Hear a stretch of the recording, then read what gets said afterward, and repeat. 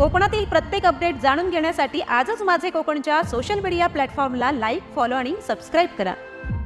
मुंबई पुणे द्रुतगती महामार्गावरती भातान बोगद्यामध्ये आज सकाळी पोलिसांच्या गाड्यांमध्ये भीषण अपघात झालाय। अनधिकृत वास्तव्य करणाऱ्या बांगलादेशींना पुणे या ठिकाणी घेऊन तब्बल 19 पोलीस वाहनांचा ताफा निघाला असताना रासायनी पोलीस ठाण्याच्या हद्दीत भातान बोगद्यात त्यातील काही वाहनांचा विचित्र अपघात झाल्याने एकच खळबळ उडाली आहे। या 19 वाहनात तब्बल एकूण 160 बांगलादेशी होते। अचानक ब्रेक दाबल्याने मागील जवळपास 6 ते 7 वाहने एकमेकांना धडकली। अपघातामुळे अनेक गाड्यांचे मोठ्या प्रमाणावरती नुकसान झाले असून यात 19 पोलीस कर्मचारी आणि 12 बांगलादेशी जखमी झाले आहेत। सुदैवाने या घटनेत कोणतीही जीवितहानी झालेली नाही। जखमींवरती एमजीएम रुग्णालयात उपचार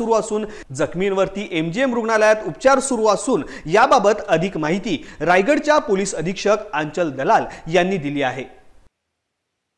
आज सकाळी जवळपास 19 वाहनांचा एक पोलीस कॉन्वॉय मुंबईवरून रवाना झालेला होता। त्याच्यात 160 इल्लीगल बांगलादेशी इमिग्रेंट होते, ज्यांना पुण्याला ते घेत जात होते बांगलादेशला परत डिपोर्ट करण्यासाठी। अंदाजन 7:45 वाजताचे जवळपास सकाळी भातन आपले जे बोगदे आहे तिथे हे अपघात घडलेला आहे। याच्यात जवळपास 19 पोलीस कर्मचारी आणि 12 जे इल्लीगल बांगलादेशी इमिग्रेंट आहे ते जखमी झालेले आहे।